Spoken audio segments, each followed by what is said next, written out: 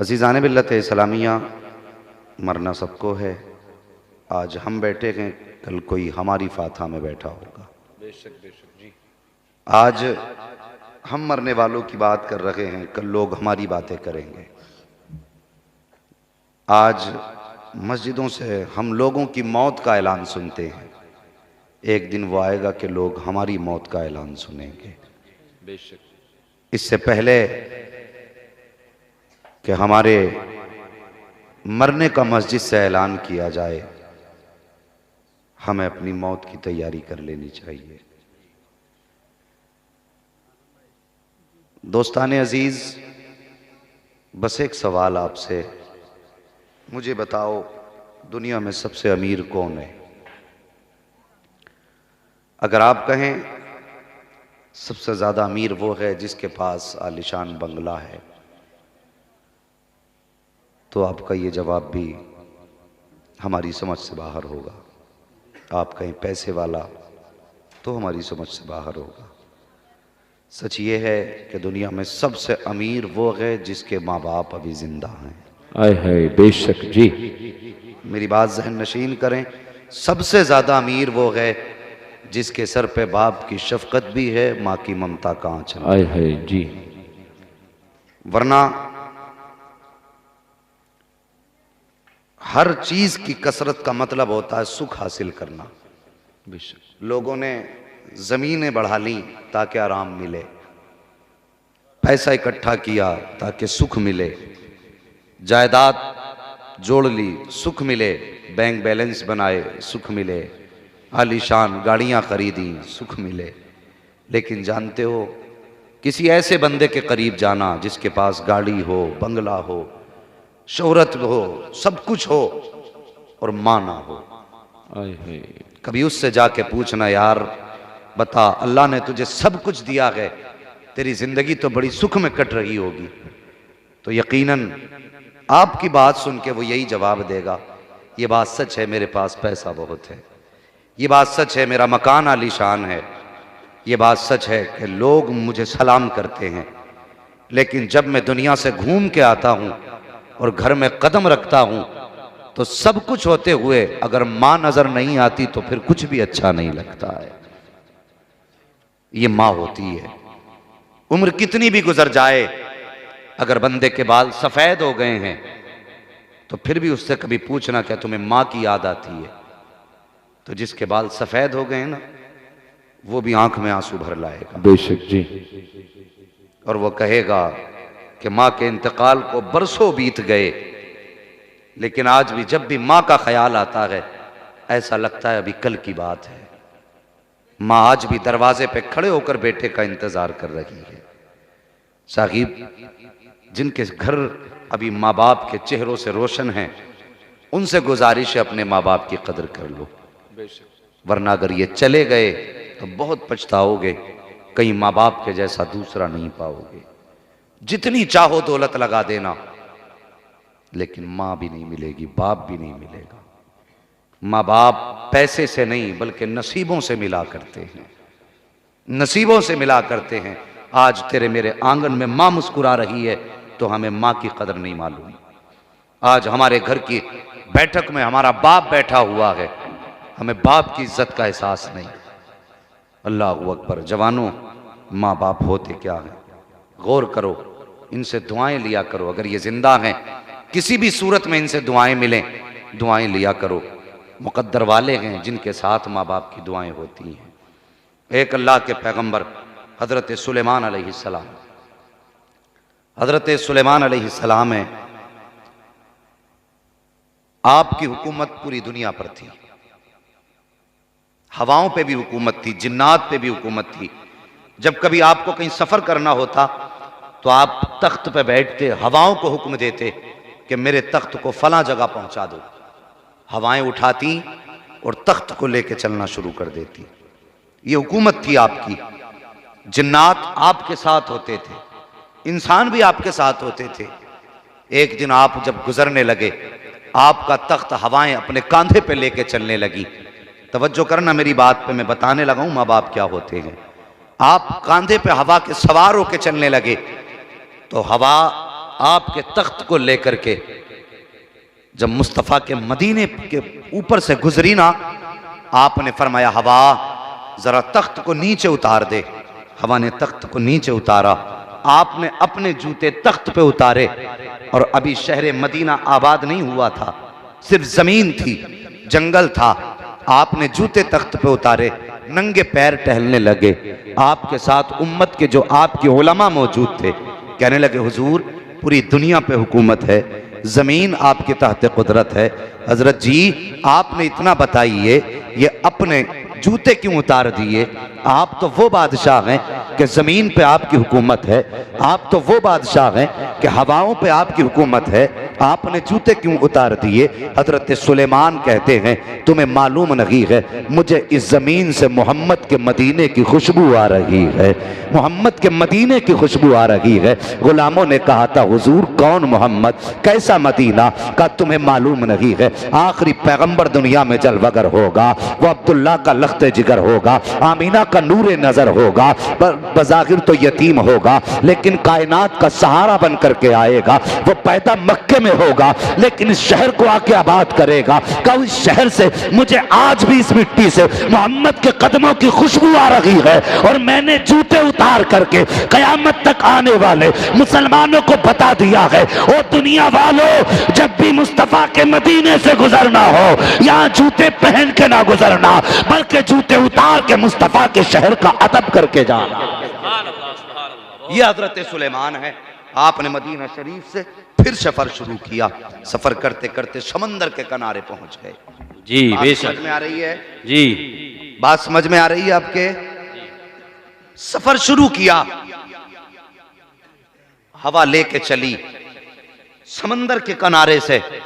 तख्त जब गुजरा, आपने देखा समंदर में से मौजें उठ रही हैं, बहुत तेज की मूंजें। अल्लाह के नबी की नजर पड़ी, फरमाया हवा तख्त किनारे पे उतार दे। हवा ने तख्त किनारे पे उतारा।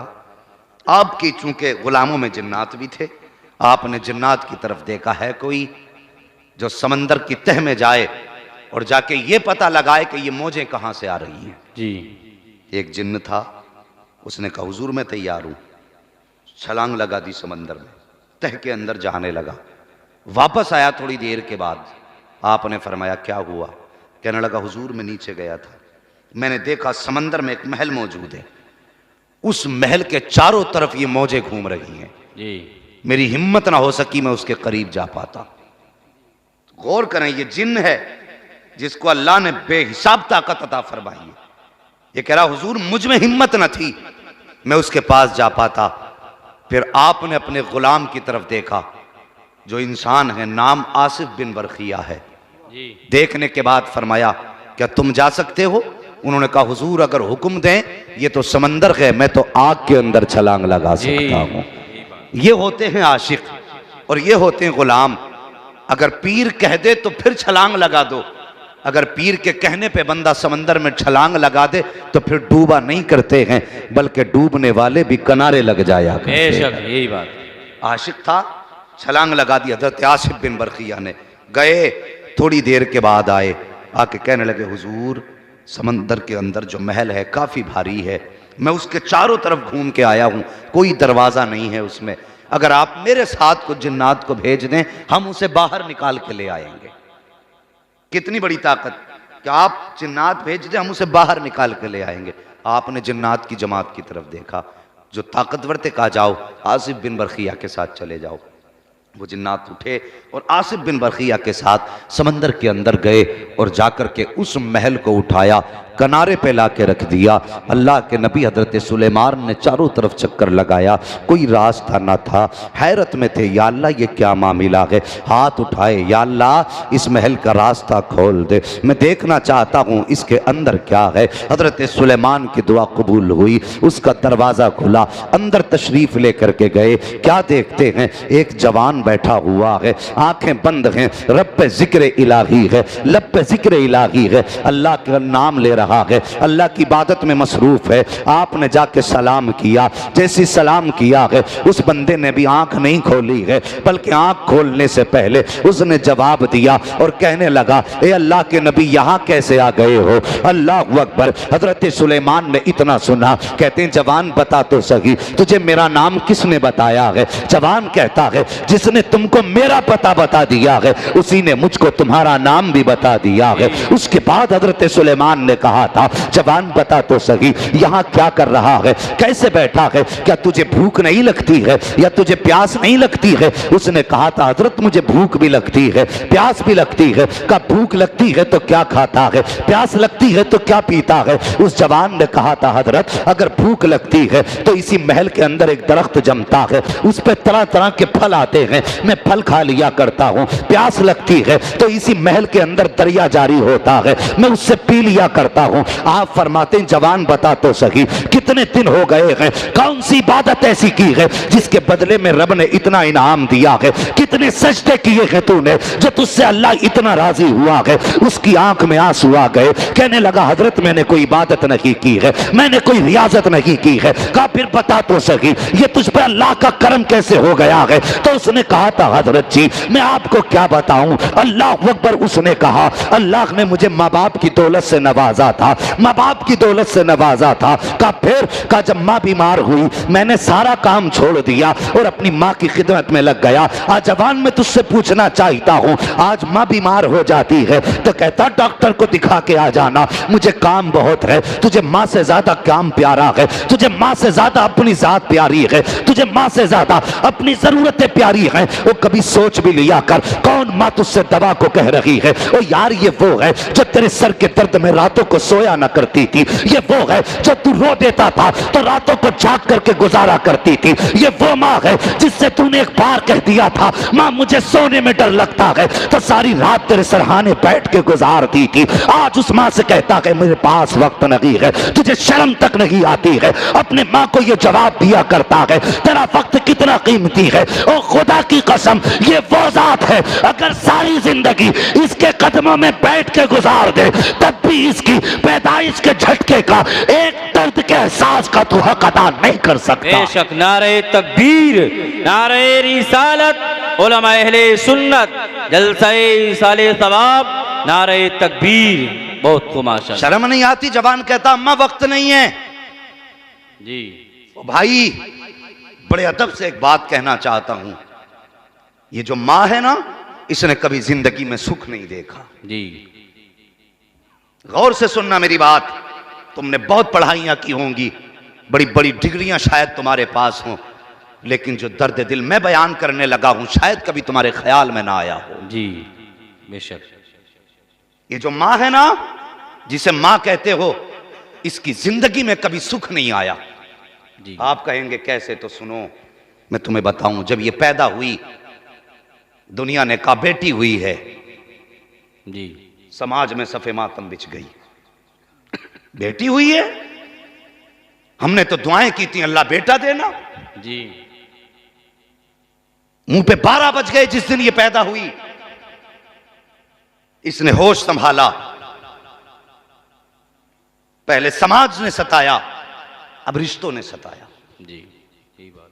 तो आप कहेंगे बाप को हर बेटी प्यारी होती है, मगर मैं पूछना चाहता हूं, जब बाप परदेश से आता है, कमा के आता है, घर में बेटी भी हो बेटा भी हो, घर में कदम रखा, हाथ में मीठा या फल की थैली है, तो बच्चे ही है ना। जी। बेटों से ज्यादा बेटियां प्यार करती हैं बाप से। यही बात। ये मेरी बात लिख लें, बेटों से ज्यादा बेटियां प्यार करती हैं। जैसी बेटी को पता चला बाप आ रहा है, बेटा दरवाजे पे बाद में पहुंचा, बेटी पहले पहुंच गई, मेरे बाबा आ गए हैं, मेरे बाप आ गए हैं, ये कह के बेटी ने दौड़ लगाई। और यार बेटा पीछे था, बेटी आगे है। जब बाप ने बेटी को आके देखा, इसने बेटी को नजरअंदाज किया। जब बेटे को आते देखा, इसने बेटे को उठाया, गोद में ले लिया। और यार भाग के तो बेटी पहले गई थी, तेरे कदमों से बेटी पहले लिपटी थी, तूने बेटी को साइड कर दिया, बेटे को तूने गोद में उठा लिया। तू मुझे बता तो सही, शायद वो जिंदगी में तुझसे कह ना पाई, लेकिन लेकिन जैसी तूने हाथ के इशारे से बेटी को साइड किया था, खुदा की कसम बेटी का दिल टूट गया था। तूने साइड से किया कि उसको, बेटे को उठाया, जो चीज तेरे हाथ में थी तूने बेटे के हाथ में ला कर दे दी, और तूने जाना नहीं है, तूने अपने बेटे की खुशी के लिए अपनी बेटी को साइड कर दिया। तेरा दामन पकड़ के बिस्तर तक बेटी भी आई है, लेकिन तूने बेटे को गोद से न उतारा। बेटी से कहा तू पानी लेकर के आ, और यार बेटी हसरतों को दिल में लेके पानी लेने चली गई, पानी लेकर के आई है। शायद अब बाप मुझे वक्त देगा, फिर भी बाप ने वक्त न दिया है। फिर बेटी की दूसरी ड्यूटी लगा दी, जल्दी कर मेरे खाने का इंतजाम कर दे। और यार तू बेटे को गोद में लेके खिलाता रहा। मैं जानता हूं तू बेटे को इतना प्यार क्यों कर रहा है, मुझे पता है तू बेटी को नजरअंदाज क्यों कर रहा है, यह सोच करके कि ये बेटा वो है जो बुढ़ापे का सहारा बनेगा, ये बेटा वो है जिससे तेरी नस्ल चलेगी, ये बेटा वो है जो तेरे नस्ब को फरोग देगा, ये बेटा वो है जो बुढ़ापे का सहारा बनेगा। अगर तू ये सोचता है तो गलत सोचता है। खुदा की कसम, अगर बेटा तेरा दुनिया का सहारा होता है तो सुन, बेटी दुनिया का सहारा ना सकी लेकिन आखिरत का सहारा हो। बेशक सुभान, नारे तकबीर, नारे रिसालत, उलमा अहले सुन्नत। बहुत खूब माशाअल्लाह। ये सताई गई अपने कभी बेगानों से, आबरू अपनी बचाती रही शैतानों से। जी। ओ भाई, बेटियां हर दौर में सताई गई हैं। जब होश संभाला तो रिश्तों ने तड़पाया, और जब जवानी की दहलीज पे कदम रखा तो फिर लोगों के तानों ने जीने ना दिया। जी। फिर लोगों के ताने शुरू हो गए। बच्ची जवान हुई तो बेटी घर में होती है और पड़ोस की औरतों को कोई दूसरा काम नहीं होता। जहां चार इकट्ठी हुई, कहती देखो बेटी घर में जवान हो गई। ऐसे ऐसे जुमले माज़अल्लाह बेटियों के लिए कोई भी बोल देता, शर्म नहीं आती? ऐसा लगता है बाप से ज्यादा मुसीबत पड़ोसी पे गुजर रही है। जी। बेटियां किस्मत को रोया करती हैं अपनी, क्यों? हमारे समाज की वजह से। बेटी जवान हुई तो मोहल्ला नहीं जीने देता। अगर बाप गरीब है और बेटी को पता चला मोहल्ले में शादी है, बाप आया, किसी की बेटी का सजा जहेज देखा, घर में आके मुंह पे चादर डाल के रोने लग गया। बेटी ने आके पूछा अब्बा खैर तो है? ये नहीं कहा बेटी गरीबी ने रुला दिया, ये नहीं कहता तेरी फिक्र नहीं सोने देती, बल्कि रो आंखें साफ करके कहता बेटी कोई बात नहीं है। बेटी पूछती अब्बा अगर कोई बात नहीं तो आंखों में सुर्खी कैसी? कहता बेटी तबीयत खराब है। अल्लाह अकबर, बेटियां नादान नहीं होती हैं, और खुदा की कसम तेरी नब्ज पकड़ के बता देंगी कि बाप को किस चीज ने रुलाया है। जी। हजार झूठ बोलो, बेटियां समझ जाती हैं। बाप की सुर्ख आंखें देखी तो तुम्हें क्या लगता है बेटी चैन से सो पाई होगी? फिर बेटियां जाकर के कमरे में अकेली रोया करती हैं। किस दौर में बेटियों को सुख दिया गया? फिर समाज ने सताया, फिर रिश्तों ने रुलाया, फिर शादी के गम ने सताया, और यार जब निकाह करके आई शोहर की जिंदगी में, फिर ससुराल वालों ने सताया। जी। ये सारे गम सहती रही। एक दिन खुदा ने इसकी गोद में चांद सा बेटा दे दिया। मेरी बात सुनना जो मैं कहने लगा हूं।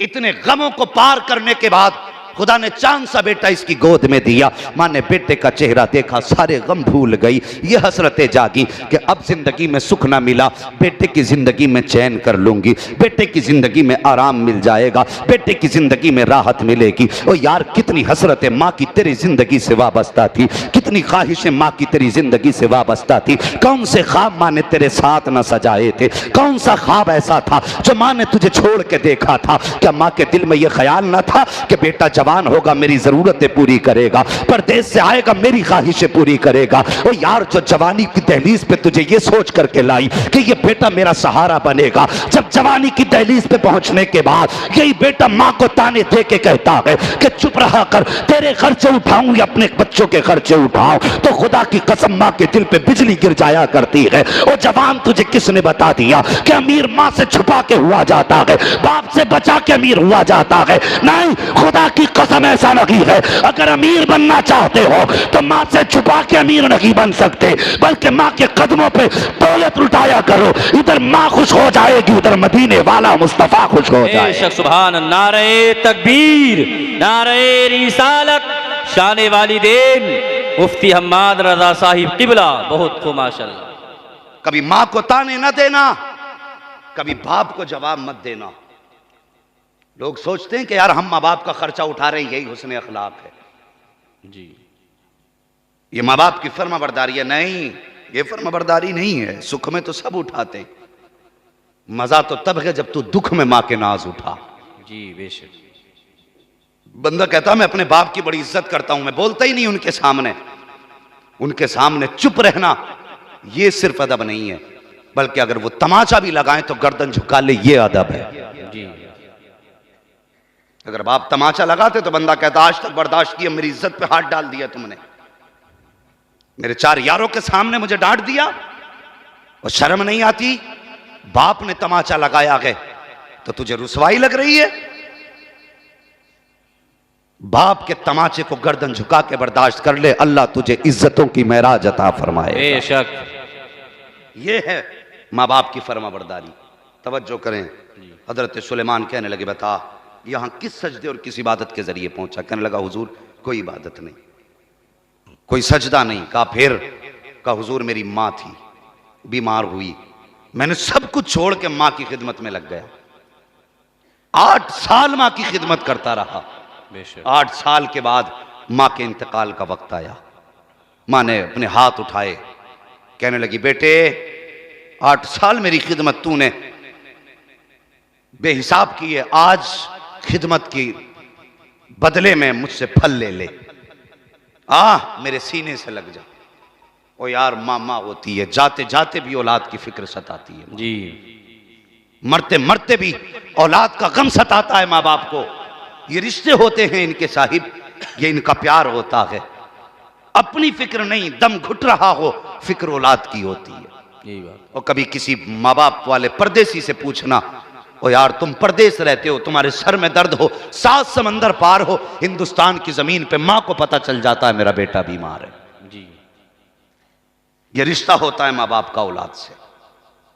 कभी देखना, कभी बूढ़े माँ बाप देखो, तुम्हें अक्सर पड़े मिल जाएंगे इधर उधर, इसलिए कि इस दौर में माँ बाप की इज्जत करता ही कौन है। दिन भरते हैं माँ बाप के दिन।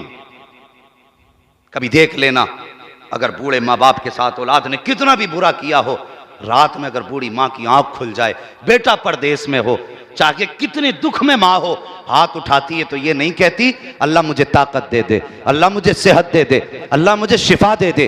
रात को आंख खुलती है, माँ के हाथ उठते हैं, कहती या अल्लाह मेरी तो खैर है, मेरे बेटे को सलामत रखना। जी बेशक। ये माँ होती है, ये इसका प्यार होता है। अल्लाह अकबर। जवानों माँ से दुआएं लिया करो। बेशक अकबर। यार दोस्तों के लिए माँ बाप को न सताना, कोई तुम्हारा नहीं है, सब मतलबी हैं। अगर झूठो मेरी बात तो कभी अपने यार के तमाचा मार के देखना, कभी जिंदगी में तेरा मुंह देख ले तो फिर मुझसे बात करना। जिस पे तुझे सबसे ज्यादा नाज है, कभी अपने घर से हाथ पकड़ के उठा के देख एक बार, और फिर तुझे अपने दरवाजे पे वो चढ़ा ले तो मुझसे बात करना करके। और खुदा की कसम तू 10 बार मां बाप को गाली दे चुका है। तूने 50 बार भी अगर माँ बाप को बिस्तर से उठाया होगा, एक बार पुकार के देखना, सारी तकलीफें भूल करके माँ बाप आके तुझे सीने से लगा ले। बेशक। मेरी बात सच्ची नहीं है? जी। अगर सच्ची है तो फिर जबान पर ये फालिज क्यों है, बोलते क्यों नहीं हो सुभान अल्लाह? सुभान अल्लाह। गौर करो मेरी बात पर, मैं गलत नहीं कह रहा हूं। सारे रिश्तों से बड़ा रिश्ता माँ बाप का रिश्ता है। जी। आज यारी के लिए माँ बाप को सता देते हो। बाप ने कहा बेटे उसके साथ मत खड़ा हो कि तुम कौन होते हो, मेरे बचपन का साथी है ना, ये जवाब ना दे। खुदा की कसम अपने आप को भी तू इतना नहीं जानता जितने तेरे माँ बाप तुझे जानते। जी। बात समझ रहे मेरी? ये माँ बाप होते हैं। हजरत सुलेमान अलैहिस्सलाम से कहने लगा हुजूर मेरी वालिदा के इंतकाल का वक्त आया। हाथ उठाए, कहा बेटे आखिरी वक्त है, माँ से दुआएं ले ले। कहा मैं दौड़ के गया, माँ के सीने से लग गया, मैंने आंसू बहाए, कहा माँ छोड़ के न जा, माँ इस तरह न छोड़ के जा। अल्लाह अकबर। माँ ने कहा मुझे सीने से लगाया और उसके बाद हाथ उठाए, कहने लगी या अल्लाह मैं मजबूर हूँ लेकिन तू तो मुख्तार है। मेरा बेटा 8 साल तक मेरी खिदमत करता रहा है, ए मेरे परवरदिगार अब मेरा दुनिया से जाने जाने का वक्त आ गया है। या अल्लाह मैं बेबस माँ हूँ, अपने बेटे को क्या दे सकती हूँ? बस एक तुझसे ख्वाहिश है, एक तमन्ना है तेरी बारगाह में। मालिक एक दुआ कर रही हूँ, मेरे मौला मेरे बेटे को इबादत की तौफीक दे देना। सारी जिंदगी या अल्लाह ये तेरी इबादत करता रहे ताकि ये जन्नत में जाने के रास्ते आसान हो जाए। माँ ने इतनी दुआ बेटे को दी है, अल्लाह अकबर। माँ ने बेटे को इबादत की दुआ दी है। कहता माँ का इंतकाल हो गया। कुछ दिन के बाद फिर बाप बीमार हुए, मैं बाप की खिदमत में आ गया। कुछ दिन तक मैं बाप की खिदमत करता रहा। जब बाप के इंतकाल का वक्त आया, बाप ने कहा बेटे तूने जाते जाते माँ से दुआएं ले ली थी, आ कुछ दुआ अपने बाप से भी ले ले। अल्लाह अकबर। मैं गया बाप के पास, बाप के कदमों पे सर रख के बैठ गया। मेरे बाप ने कहा बेटे जाते जाते माँ ने क्या दुआ दी थी? कहा अब्बा जान मेरी माँ ने मुझे मेरे हक में दुआ की थी, या अल्लाह मेरे बेटे को इबादत की तौफीक देना। बाप ने कहा बेटे अगर बंदा इबादत करता है तो शैतान उसकी इबादत को रायगा भी कर सकता है। इबादत का आबिद की इबादत को शैतान छीन भी लेता है। आज तुझे तेरी दुआ दे करके तेरी इबादत को महफूज कर दूं। कहा अब्बा जी कौन सी दुआ? बाप ने कहा था या अल्लाह मेरे बेटे को इबादत की तौफीक ऐसी जगह देना जहां पर शैतान का पर तक ना पहुंच सके। या अल्लाह मेरे बेटे को ऐसी जगह इबादत की तौफीक देना जहां तक शैतान की रसाई ना हो। कहता हजरत इतनी दुआ दे करके मेरे माँ बाप तो दुनिया से चले गए। एक दिन मैं दरिया के किनारे आया, समंदर के किनारे टहल रहा था। क्या देखा? बड़ा खूबसूरत महल है। मैंने सोचा इसके अंदर जाऊं। कहा ये सोच करके अंदर आया मैं। कहा जैसी अंदर आया हूं दरवाजे बंद हो गए, फिर मुझे पता ना चला। कहा हजरत जी जैसी इस महल में आया दरवाजे बंद हुए। कहा दुनिया भूल गया, बस मैं रब की इबादत में लग गया हूं। अल्लाह अकबर। हजरत सुलेमान ने कहा था बता तो सकी कितने साल गुजर गए हैं इबादत करते करते? उसने कहा हजरत जी मुझे साल का तो अंदाजा नहीं, लेकिन मैं जिस दौर में आया हूं वो दौर इब्राहिम खलीलुल्लाह का दौर था। हजरत इब्राहिम के दौर में आया हूं। जब जोड़ा गया हिसाब लगा करके तो 2000 साल गुजर चुके थे। आपने फरमाया जवान बता तो सकी क्या तुझे यहां डूबने का डर ना लगा? उसने कहा हजरत जी डर की बात करते हो, जिनके साथ में माँ की दुआएं होती है वो कभी डूबा नहीं करते हैं, बल्कि डूबते भी होते हैं तो किनारे लग जाया कर। बेशक सुभान अल्लाह सुभान अल्लाह। बहुत खूब जवानों जी। अपने माँ बाप से दुआएं ले लो, माँ बाप की बेशक। खिदमत करो। सुभान अगर ये अल्लाह। चले गए तो तुम्हें बेटा कहने वाले बहुत मिलेंगे, लेकिन प्यार से फ्री में दुआएं देने वाला तुम्हें नसीब नहीं होगा। जी यही बात। माँ बाप की इज्जत कर लो, उनसे पूछो जिनके सर पे माँ नहीं है। खुदा की कसम सारी खुशियां माँ के कदमों से लिपट के मुकम्मल होती हैं। तुम्हें पता क्या है? अभी ईद का दिन देखना, कभी यतीमों के दरवाजे पे भी जाके देख लिया करो जिनके घर में माँ नहीं है। नए कपड़े पहन के घर से निकले, दुनिया में घूमे फिरे, लेकिन उनका घर में जाने का मन नहीं होता। जी जानते हो क्यों?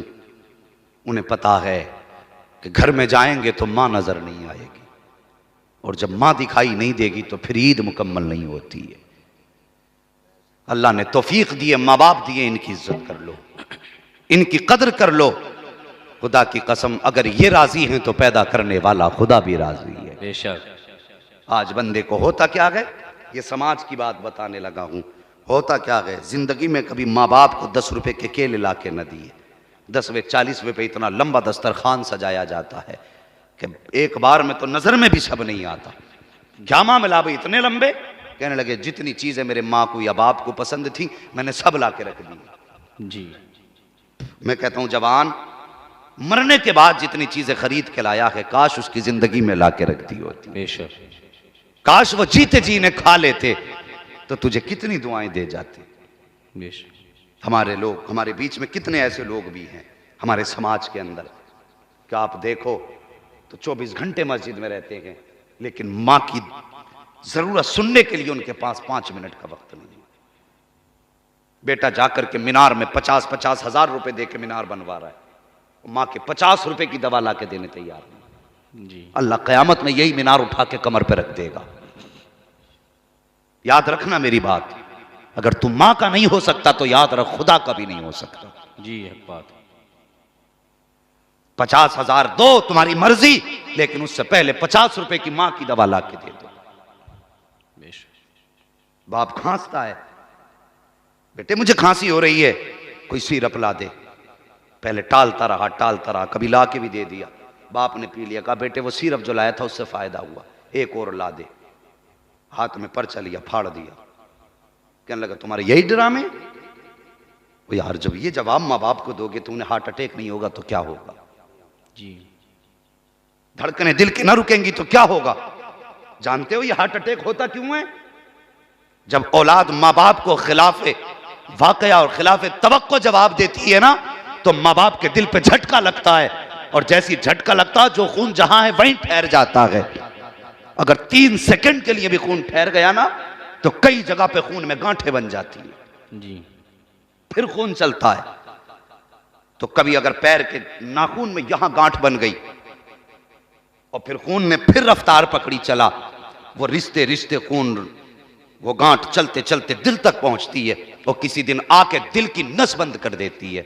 जिस दिन नस बंद हो जाती है उसी दिन सांसें थम जाती हैं। दुनिया कहती है हार्ट अटैक हो गया, मैं कहता हूं नहीं, ये हार्ट अटैक नहीं है, बल्कि ये औलाद के जुमलों ने बाप की जान निकाल डाली है। जी।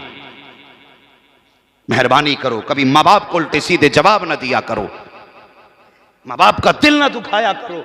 अगर इनका दिल टूटा तो रब रूठ जाएगा। बेशक। फरमाया गया अगर तुझे यह पता करना है तेरे बाप तेरा रब तुझसे राजी है कि नहीं, फरमाया सुबह उठ बाप का चेहरा देख ले, अगर बाप राजी है तो समझ ले तुझसे खुदा भी राजी है। बेशक।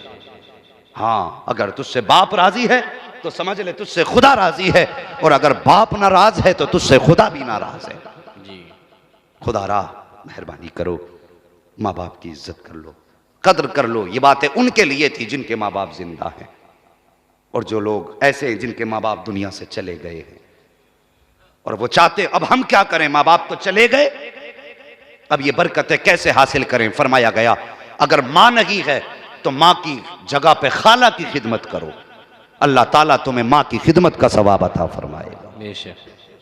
अगर बाप नहीं है, फरमाया गया बाप की जगह चचा की खिदमत करो, जब बाप की जगह चचा की खिदमत करोगे अल्लाह तुम्हें बाप की खिदमत का सवाब अता फरमाएगा। बेशक। लेकिन हमारा समाज एक हंगामे महशर हो तो भूलूं उसको, सैकड़ों बातों का रह रह के ख्याल आता है। जी। मुफ्ती साहब इधर भाई का इंतकाल हुआ, उधर चचा की नियत भाई की जायदाद पे पड़ जाती है। जी। अब वो चाहता है कि कब और कैसे इसमें से मैं हड़प लूं जगह। कितनी बेवाओं को देवरों ने घर से निकाल दिया, उनके बच्चे सड़कों पे फिरते रहे, क्यों? ताकि भाई की जमीन मुझे मिल जाए। वो भाई किसी की जमीन हड़प कर माना कि दुनिया में 4 दिन जी लेगा, लेकिन तुझे पता इसका अजाब कितना बड़ा है। आज जमीनों पे जाके देखो लठ चल जाते हैं, पूरे खेत में कुछ नहीं होता, मेड़ कुरेद रहा। जी यही बात है। खेत छोड़ देगा, मेंढ पे बैठेगा जाके, धोरे खोद रहा। मैंने देखा जो मुसलमानों के खेत है ना, उनमें मेंढों की बटियां बना दी, आदमी चल नहीं सकता। और तुमसे अच्छे तो गैर मुस्लिमों के आपस में सुलूक है, उनकी मेंढे जाकर के देखो आदमी सो जाता आराम से। हमारी नीयतें इतनी खराब हो गई, और तुझे पता नहीं अगर तूने 1 इंच भी किसी की नाजायज काट ली, 1 इंच, कयामत के दिन 7 जमीनों की मिट्टी खोदी जाएगी इतनी, और गठरी बांध के तेरे सर पे रखी जाएगी, और पीछे आग का कोड़ा लेकर के फरिश्ते खड़े होंगे, अब इसे लेके चल। जब रखी जाएगी जमीन में धंस जाएगा, और जब नहीं चलेगा आग के कोड़े बरसेंगे। अब तेरी मर्जी है, जितनी मिट्टी लेके चल सकता है उतनी भाई की जमीन काट ले, और अगर बचना चाहता है तो अगर किसी के इंच नहीं, अगर सूत भर भी है तो खुदा के डर से मुस्तफा की रजा के लिए अपने भाई को बुला, उसके हवाले कर दे, कहते भाई मुझे तेरा कुछ नहीं चाहिए, मुझे वो चाहिए जो मुझे रब देगा, जो मेरा रसूल अता करे। बेशक हक बात, सुभान अल्लाह। ये नियत सुभान है। अल्लाह। जी। अल्लाह खैर करे, चचा भी गासिब होकर बैठ जाता है, भतीजा जान बचा के घूम रहा है। मेहरबानी करना, बाप के इंतकाल के बाद दुनिया कहती है आज से हम वारी से, आज से हम वारी से, लेकिन कब तक? जब तक मेहमान दरवाजे पे हैं। जब चले गए ना तो फिर कोई किसी का वारिस नहीं रहता, सबको अपने प्यारे हो जाते हैं। और यार अगर घर में भाई भतीजे यतीम हैं खुदा की कसम अगर तुझे लगता है उन्हें मेरे भाई की याद आती होगी तो कभी बाप बन के उनके दरवाजे चला जाया कर, वो कभी यतीमों के सर पे हाथ रख के पूछ, बेटे कोई काम तो नहीं है, कोई तकलीफ तो नहीं है, तेरा इतना कह लेने से तेरा कुछ घिस नहीं जाएगा, तेरा कोई नुकसान नहीं हो जाएगा। अलबत्ता इतना जरूर है, जब तू यतीम भतीजों के पास जाएगा, उनकी खैरियत पूछेगा, इधर यतीम खुश हो जाएगा, उधर कब्र में तेरे भाई की रूह मुस्कुराने लग जाए। बेशक, सुभान अल्लाह। हम तो इतना करते ही नहीं जी। बल्कि होता क्या, अगर भतीजे छोटे हैं, भतीजी छोटी है, यतीम है, और अपने बच्चे चीज खाते हैं और भतीजे को आते देखा तो बच्चे से कहता जा अंदर कमरे में जाके खा ले, कहीं उसकी नीयत ना पड़ जाए। जी। ये हम अपने बच्चों से कहते हैं अंदर जाके खा ले, कहीं इसकी नीयत ना पड़ जाए।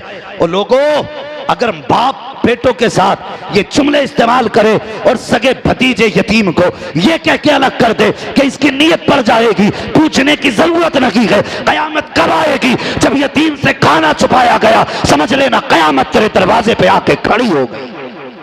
अल्लाह अल्लाह। कभी यतीमों से खाना ना छुपा, और तुझे क्या पता यतीमों को मेरे नबी ने कितना प्यार किया है। जी। एक दिन एक चौक में मेरे हुजूर खड़े, कुछ बच्चे खेल रहे थे, एक सहाबी अपने बच्चे को बुलाने आए, हुजूर ने फरमाया ठहर जा, अभी ना लेके जा। चले गए, फिर कुछ देर के बाद आए, कहा हुजूर मैं ले जाऊं अपने बच्चे को, कहा भी नहीं। तीसरी मर्तबा आए, हुजूर ने फरमाया इधर आ, कहा क्या बात है, कहा हुजूर मेरा बच्चा है, सुबह से यहीं पे है, माँ बहुत याद कर रही है बेटे को, मैं बुलाने आया हूँ। आका फरमाते क्या तुझे दिखाई नहीं दे रहा कि जब से ये बच्चे खेल रखे हैं तब से मोहम्मद भी इसी चौराहे पे खड़ा है। बेशक, सुभान अल्लाह। अल्लाहू अकबर, सारे कह दो सल्लल्लाहु अलैहि वसल्लम। सल्लल्लाहु अलैहि वसल्लम। हुजूर ने फरमाया मैं भी तो तब से खड़ा हूं जब से ये खेल रहे हैं। गर्दन झुक गई। हुजूर ने फरमाया वो देख इस बच्चों में कुछ यतीम बच्चे भी खेल रहे हैं। जी। हुजूर फरमाते हैं जब यतीम मुझे देख के मुस्कुराते हैं, मैं इन्हें देख के मुस्कुराता हूं। आका फरमाते हैं यतीम खुश हो जाते हैं। कहा ठहर, अगर तू अपने बेटे को लेके चला जाएगा और अपने बेटे को आवाज देगा, हो सकता है किसी यतीम को यह एहसास हो जाए काश मेरा भी बाप होता तो मुझे भी बुलाने आ जाते। जी। और यार ये परवाह की मेरे नबी ने यतीमों की। आज बंदा सगे भतीजों को, अपने सगों को धक्के देता है। मेहरबानी करो, अगर किसी के सर पे बाप का साया नहीं है और खुदा ने तेरा साया औलाद के सर पे रखा है तो एक सजदा शुक्र का अल्लाह की बारगाह में किया कर। कहा कर या अल्लाह तेरा शुक्र है अभी तूने मेरा साया मेरे औलाद के सर पे बचा के रखा है। जी बेशक। वरना यह भी तो हो सकता था कि उसकी जगह पे तू लेटा होता, तेरी जगह पे वो बैठा होता। और यह भी तो हो सकता कल तेरे बच्चे यतीम कर दिए जाए। जी। तो यार किसी के यतीम को देखो ना तो अपने बच्चों को नसीब समझ के अपनी जेब से जो हैसियत हो तुम्हारी जेब में हाथ डाल, यतीम बच्चे के हवाले कर दे। और खुदा की कसम ये सोच कि आज मेरे बच्चों के सर पे कोई हाथ रखने वाला ना होता तो बच्चों का क्या होता। ठीक उसी तरह आज ये यतीम है, या अल्लाह मैंने इनके सर पे हाथ रख दिया है, तू मेरे बच्चों के साये को सलामत रखना। ये सोच के यतीमों पे हाथ रखा करो। मेहरबानी करो, यतीमों का ख्याल करो, अपना हो या पराया। अगर पता चल जाए ना यतीम है तो उसके सर पे हाथ रख दिया करो शफकत से। जी। फरमाया गया अगर तुम शफकत से यतीम के सर पे हाथ रखोगे तो जितने बाल तुम्हारे हाथ के नीचे आएंगे अल्लाह तुम्हें उतनी ही नेकियां अता फरमा दे। बेशक, सुभान। मेहरबानी करें, मुआशरे को अच्छा करें, बेहतर करें। मुफ्ती साहब ने 40वें के खाने और तीजे 10वें के खाने के बारे में जो कहा, इस पे पाबंदी से अमल करें। ये कई जगह से शिकायतें आ चुकी हैं, बस वक्त बहुत हो चुका है। मैं चाहता हूं कि बस अब गुफ्तगू खत्म कर लूं।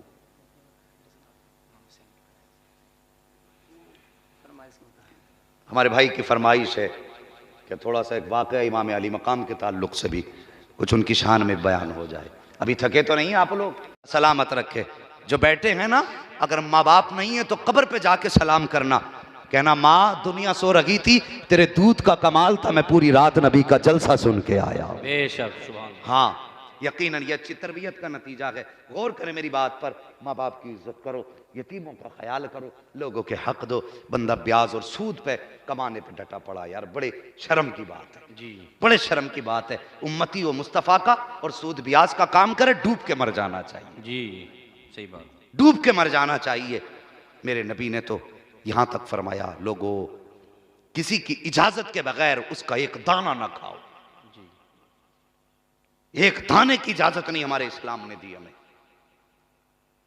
जिसने फजूल खर्ची का इतना ख्याल रखा मजहब ने कि तीजे 40 माह का फजूल का खाना ना जायज कर दिया, वो किसी का सूद के खाने की इजाजत कैसे दे दे? जी, बहुत बड़ा गुनाह है ये, जानते हो।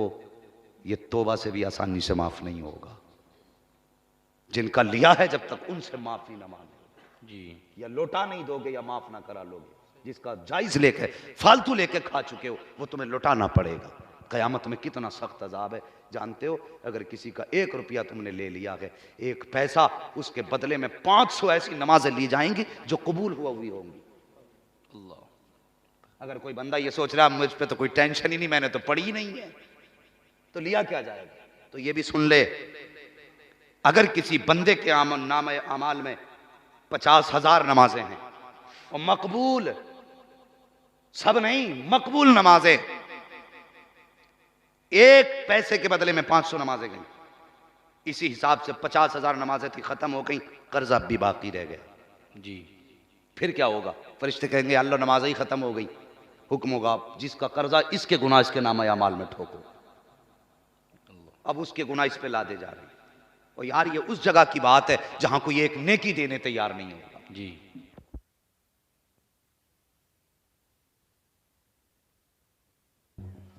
दुरूद पाक पढ़ लीजिए, सल्लल्लाहु अलैहि नबी उम्मी वालिही सल्लल्लाहु तआला अलैहि वसल्लम, सलातुम व सलामुन अलैका या रसूल अल्लाह सल्लल्लाहु तआला अलैहि वसल्लम। लोग बिल्डिंग बनाने के चक्कर में हराम पे उतर आते हैं।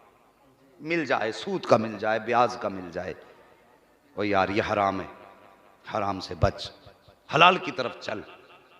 अगर मेरा साथ दो आप आधा घंटा तो फिर मैं बात बता दूं। जी, साथ देंगे मेरे? जरा सारे कह दें या रसूल अल्लाह, या रसूल अब भी कुछ लोग सही से नहीं बोल पा रहे हैं। भाई अगर मुंह मुस्तफ़ा की अता नहीं है तो बिल्कुल मत बोलिए, और अगर अकीदा के सब कुछ मुस्तफ़ा के सदक़े में है तो जोर से बोलिए, जरा कह दो या रसूल अल्लाह, या रसूल अल्लाह। सुभान अल्लाह। लग रहा है जैसे जलसा शुरू हुआ है। जी, अल्लाह सलामत रखे। बस अरबाब मिंबर की दुआएं। ओ यार हलाल कमा, हलाल कमा।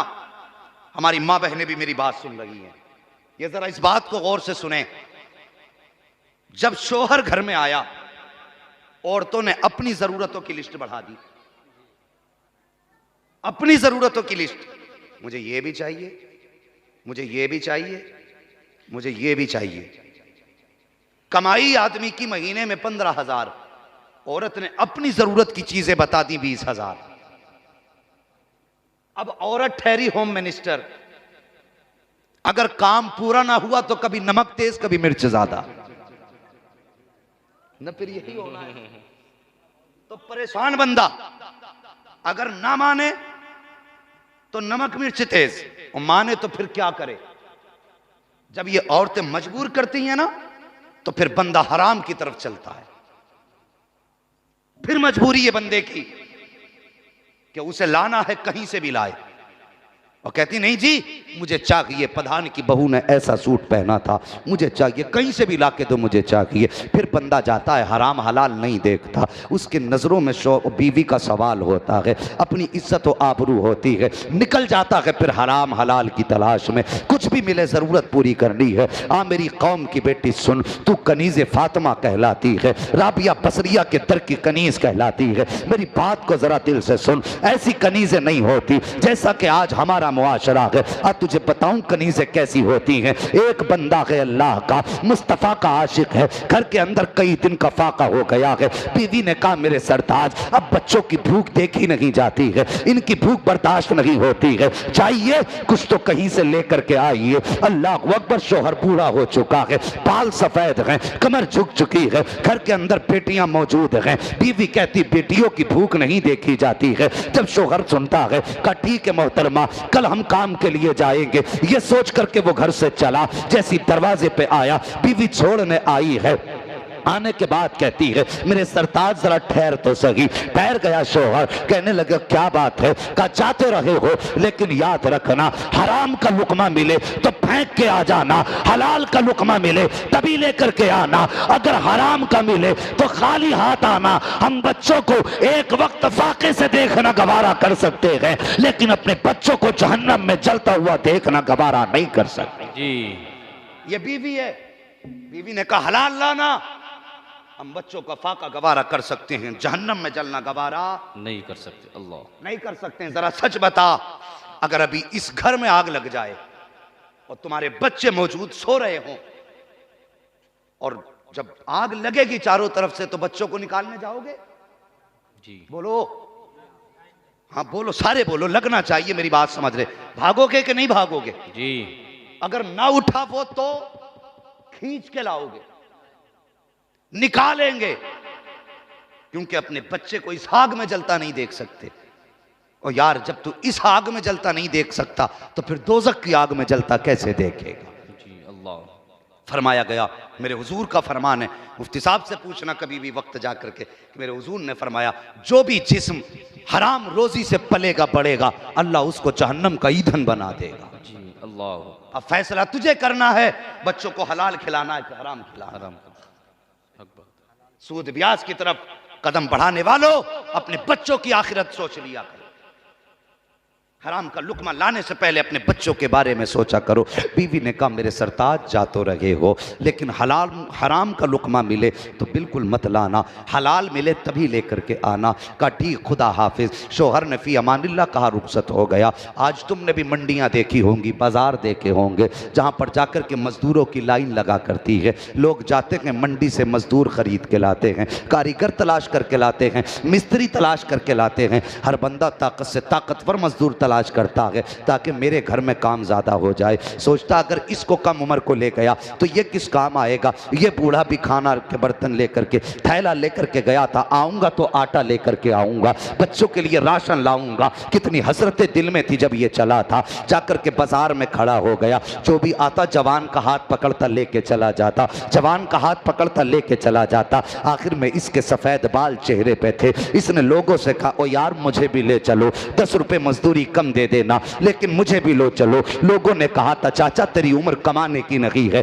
अब तेरी उम्र बैठ के खाने की है, क्या काम कर सकते हो, जाओ तुम घर वापस चले जाओ। इसने कहा मेरे सामने बच्चों की भूख है, मुझे ले चलो, 10 20 50 कम कर देना। लेकिन दुनिया अपने आप को चालाक समझती है, ये सोचते हैं कि जिसने अक्ल से फैसले कर लिए वो सबसे ज्यादा अक्लमंद है। नहीं, कभी कभी दिल से भी फैसले कर लिया करो। हमेशा अक्ल के फैसले अच्छे नहीं होते हैं। सबने ये सोच करके छोड़ दिया कि बूढ़ा इंसान है क्या काम करेगा। जब कोई लेकर के ना गया, सूरज चढ़ के आधे दिन पे आ गया, अब इस बूढ़े के कदम घर की तरफ नहीं उठ रहे हैं। घर का ख्याल आता है तो कदम बोझल हो जाते हैं। सोचता कि बच्चों को जाके क्या मुंह दिखाऊंगा, बच्चों को जाके किस मुंह से उनका हाल बताऊंगा। अल्लाह अकबर, ये सोच करके ठहरा रहा कि जाऊं तो कहां जाऊं। जब कोई रास्ता ना मिला, सामने मस्जिद का दरवाजा था, गया, जाके मस्जिद में वुजू किया है, मुसल्ला बिछाया है, 2 रकात नमाज पढ़ी है और हाथ उठा के रो के कहता है या अल्लाह दुनिया वालों ने तो मजदूरी के लायक नहीं समझा है। ए मेरे परवरदिगार,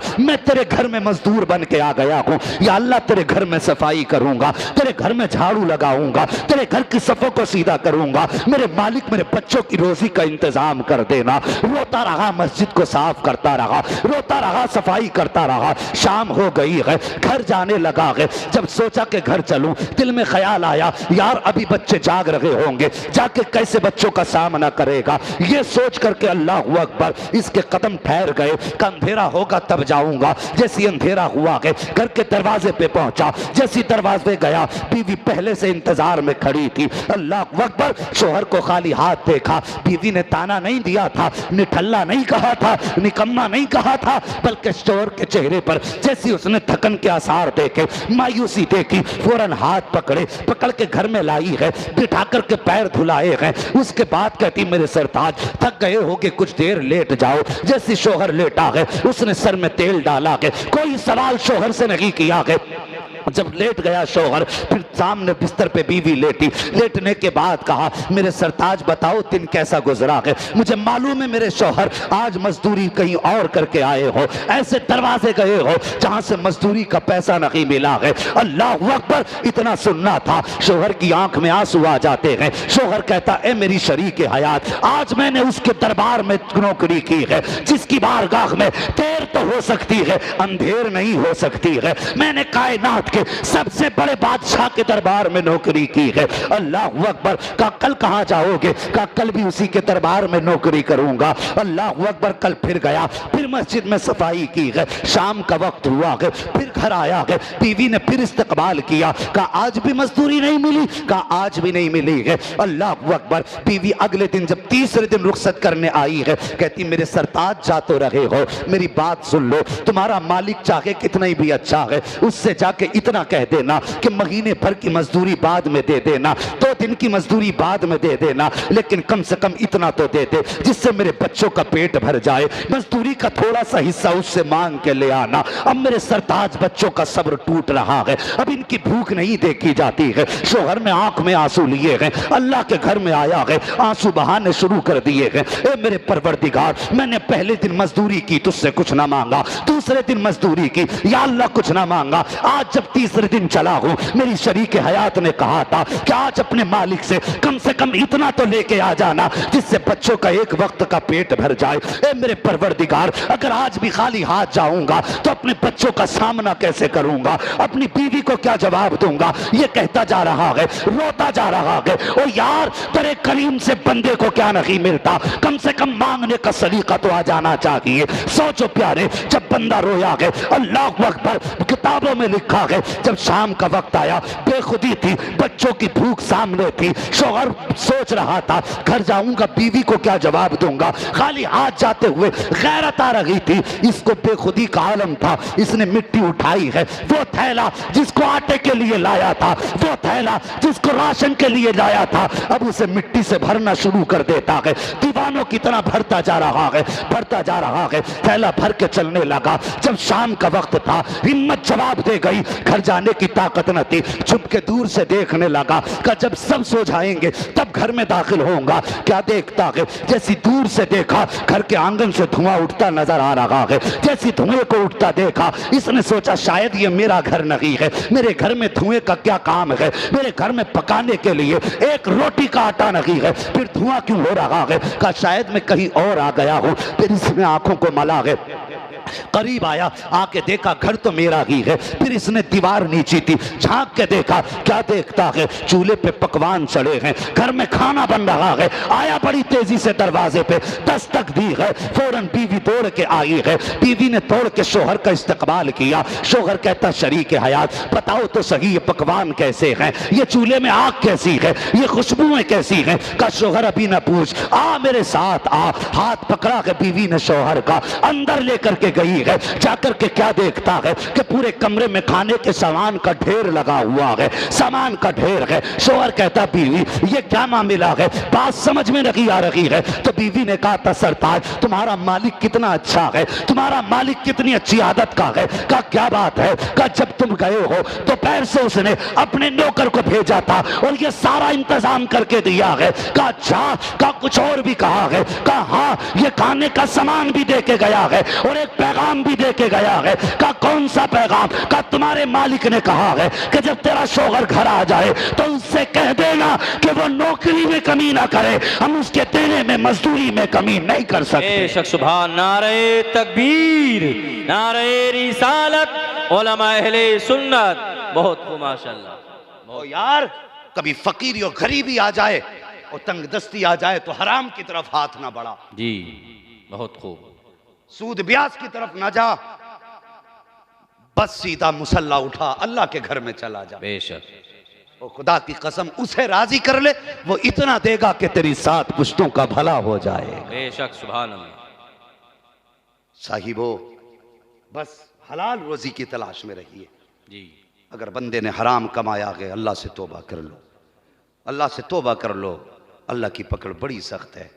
याद रखिए, अगर कोई सोचता है मुझ पर अल्लाह का करम ना होता तो मेरी बिल्डिंग क्यों खड़ी होती, अगर मेरा पैसा खराब होता तो बिल्डिंग गिर क्यों नहीं जाती, तो याद रखो अल्लाह जालिमों की रस्सी ढीली कर देता है जी। अगर तुम्हारी हराम कमाई की वजह से अभी तुम्हारी बिल्डिंग चटकी नहीं है तो यह मत समझना अल्लाह नाराज नहीं है, अल्लाह ने रस्सी ढीली कर रखी है। अल्लाह के अजाब से डरो, बच्चों को हलाल खिलाओ ताकि तुम्हारे बच्चे दोज़ख की आग से बच सके जी।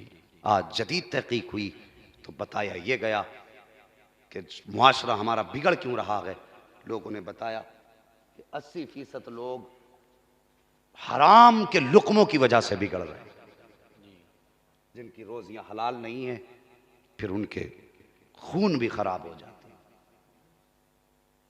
जब खून खराब होते हैं तो फिर मुआशरा बिगड़ जाया करता है।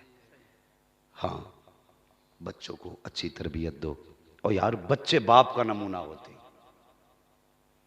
वो किसी ने कहा था ना, बाप का इल्म न बेटे को अगर अजबर हो, फिर पिसर मालिक के मीरा से पिदर क्यों कर हो। जी। बेटे बाप का नमूना होते। कैसे होते आप बताऊं, मदीने की जमीन है, मौला अली का शहजादा, शहीदों का शहंशाह, करबला का ताजदार इमाम हुसैन है। उनके नाम पे भी नहीं बोले सुभान अल्लाह। सुभान अल्लाह। ये पैसे ले जाओ फिर बोल दो यार सुभान अल्लाह। सुभान अल्लाह भला करे। फातिम ताई का पोता सामने से आ गया, उसने चेहरा देखा मेरे इमाम का, एक साथ वाले से पकड़ के कहने लगा, यार ये बच्चा कितना खूबसूरत है। बेशक। कहा अच्छा क्यों? कहा देख इसके चेहरे से लग रहा है या तो खुद ये बादशाह है या किसी बादशाह का बेटा है। बेशक। उसने कहा नहीं, ये कोई बादशाह भी नहीं है, बादशाह का बेटा भी नहीं है। कहा फिर कौन है इतना हसीन? उसने कहा ये अली का बेटा है, बेशक। फातिमा का शहजादा है और आखिरी पैगंबर का नवासा है। सुभान अल्लाह। इतना सुना ना, उसे अपने दादा की सखावत पे घमंड था। हातिम ताई का नाम तो आज तक हो रहा है ना, लोगों के बीच में आ जाता कभी भी, बड़ा भारी हातिम बना फिर रहा, कहते हैं ना, कहावतों में लोग कहते हैं। तो हातिम ताई का चर्चा था उसकी सखावत का, उसे फख्र था अपने दादा पे। कहने लगा अच्छा, आया मेरे इमाम के पास, कहने लगा तुम आखिरी पैगंबर के नवासे हो? कहा हाँ। कहा तब तो तुम मेरे दादा को भी जानते होगे? आपने फरमाया तेरे दादा को जान के हमें लेना क्या है, तेरे दादा से हमें मतलब क्या? उसने कहा तुम जानते नहीं, मेरे दादा की सखावत के चर्चे पूरी दुनिया में। आपने फरमाया शायद तू मेरे नाना को नहीं जानता है। जी। उसने कहा अच्छा। उसने कहा मेरे दादा को पहले बताऊं मेरे दादा कौन है? आपने फरमाया बता। उसने कहा मेरे दादा की सखावत के चर्चे सारे जमाने में। कहा बता तो सही, कितना सखी है तेरा दादा? कहने लगा मेरे दादा के महल के 7 दरवाजे। फिर का फकीर आता ना दरवाजे पे, पहले दरवाजे पे फकीर आ जाए उसे भीख दे दी जाती है, फिर वही फकीर दूसरे दरवाजे पे पहुंच जाए, ये नहीं कहा जा सकता पहले पे मिली है, फिर भीख दी जाती है। कितना सखी है। का वही फकीर तीसरे दरवाजे पे आए, फिर भीख दी जाती है, वही फकीर चौथे दरवाजे पे आए, फिर भीख दी जाती है, 7 दरवाजों पे चक्कर लगा लेता है, उसे भीख दे दी जाती है। ये नहीं कहा जाता है कि तुझे पहले दरवाजे से भीख दी जा चुकी है, दूसरे से जा चुकी है, तीसरे से भीख मिल गई है। ये नहीं कहा जाता कि हर दरवाजे से भीख दी जाती है, लेकिन उसको मना नहीं किया जाता कि ये मेरे दादा की सखावत है। मेरे इमाम मुस्कुरा रहे हैं। उसने कहा था बताओ अब तुम्हारे नाना की सखावत क्या है? मेरे हुसैन ने कहा था कि तेरे दादा की सखावत ये है कि एक ही फकीर है, 7 दरवाजे पे आया है, उसे भीख दी गई है। लेकिन मुझे बता, जब पहले दरवाजे से भीख मिल गई थी तो दूसरे दरवाजे पे क्यों गया था?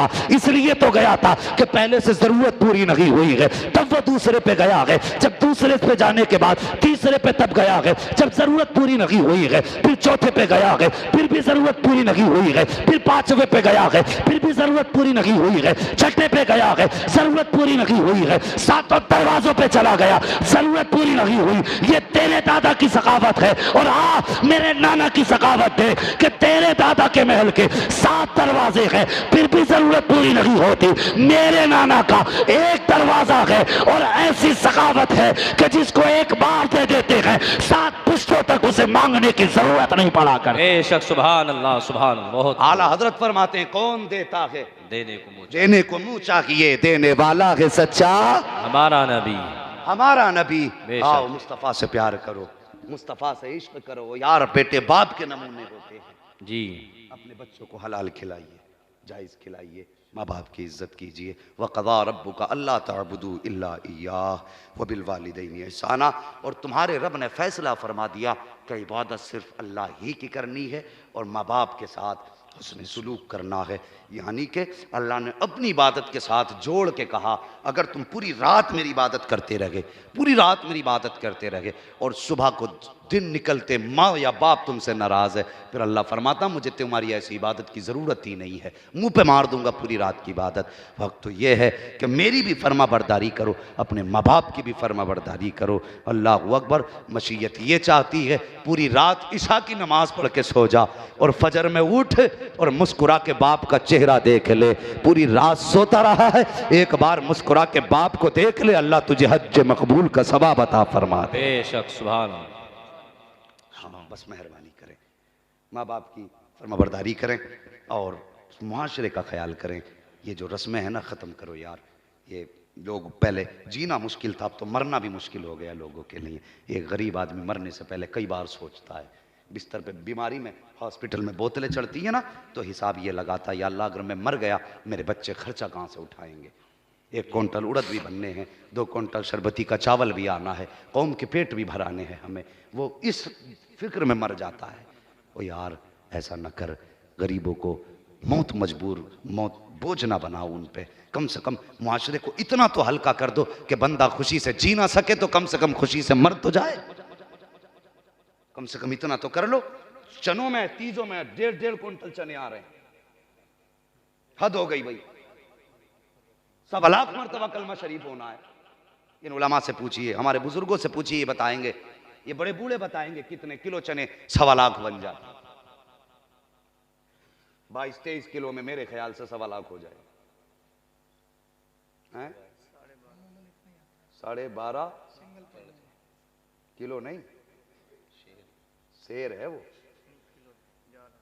चलिए अगर आपकी ये तहकीक है तो 12.5 किलो मान लो, लेकिन मेरी तहकीक में जो मैं जानता हूं वो ज्यादा है।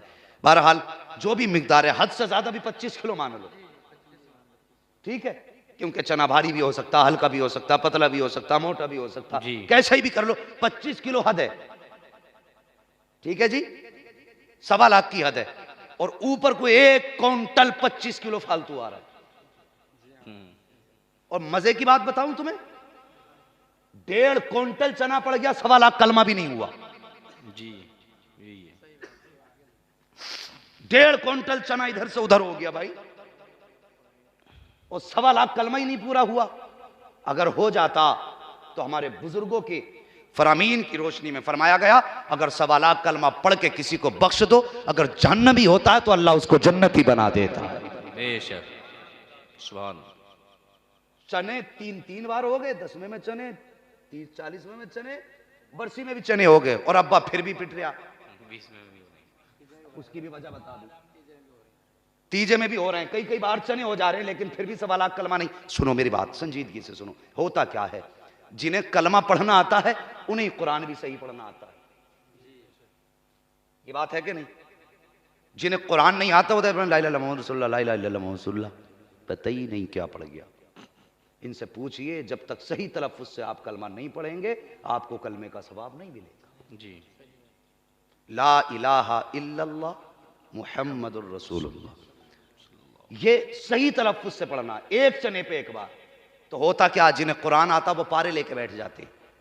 क्यों? वो 2 बातें सोचते हैं। कहते हैं एक तो अगर चनों में बैठ गए तो बेइज्जती होगी, चने पढ़ ला जाहिल है, और दूसरे उनमें आधे ऐसे होते हैं कि चने पढ़ने वाले को सिंगल हिस्सा, कुरान पढ़ने वाले को डबल हिस्सा मिलता। मेहरबानी कर, जब कलमे की मिकदार के लिए तीजा किया गया है, आज कुरान बंद करके रख, कलमा पूरा कर। रह गई बात कुरान की, अल्लाह तौफीक दे, ज़ोहर में भी आएगा, असर में भी आएगा, मगरिब में भी आएगा, इशा में भी आएगा। अगर कुरान ही तुझे पढ़ना है, जब तुझे वक्त मिल जाए, सिर्फ 3 मरतबा सूरह इखलास पढ़ के बख्श दे दे, और खुदा की कसम तेरी भी मर्जी पूरी हो जाएगी, कुरान का सवाब मरने वाले को भी मिल जाएगा। और कम से कम चने वाले दिन तो चने पढ़वा दो, और जो बचते हैं ना ला इलाहा इल्लल्लाह मुहम्मदुर रसूलुल्लाह, तो पढ़ इधर रहा ढेर उसका देख रहा, किसका ज्यादा। मैं चनों में बैठ गया तो मुझे 10 ने टोका, मुफ्ती साहब चनों में तो मैंने क्या बात भाई, बगैर कपड़ों के आ गया क्या मैं, जो ऐसे टोक रहे हो। और यार जो मकसद है उस पर नजर रखो ना। उस दिन तो चने पूरे सही तरीके से सवाल कलमा शरीफ पढ़ो। डबल हिस्से से किसी का पेट नहीं भर जाएगा, और डबल हिस्से में 5 रुपए के और ज्यादा मिल जाएंगे।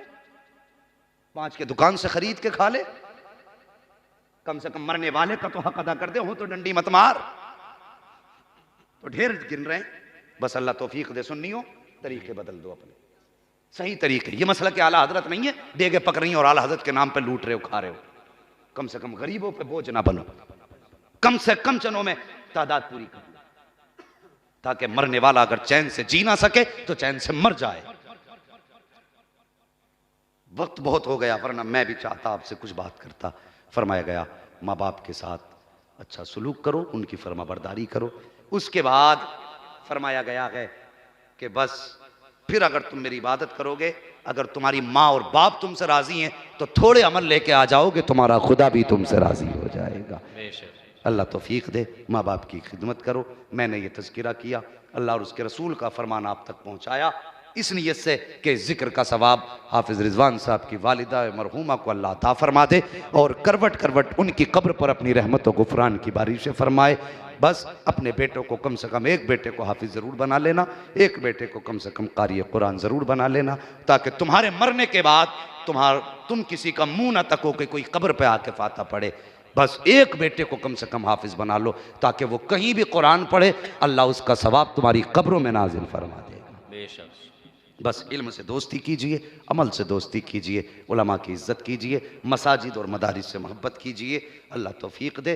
तो बस मुस्तफ़ा जाने रहमत से सच्चा प्यार कीजिए। जो हुआ गलत उनको माफ़ फरमाए रब्बे कायनात। ज़िंदगी ने दिया साथ तो फिर होगी मुलाकात, चमन रहा फूल खिलेंगे, ज़िंदगी रही फिर मिलेंगे। मुसाफिर हैं हम भी, मुसाफिर हो तुम भी, किसी मोड़ पर फिर मुलाकात होगी। फ़कीरान आए सदा कर चले, सदा खुश रहो, ये दुआ कर चले। सारे लोग कलमा शरीफ पढ़ लीजिए, ला इलाहा इल्लल्लाहु मुहम्मदुर रसूलुल्लाह, अस्तगफिरुल्लाह रब्बी मिन कुल्ली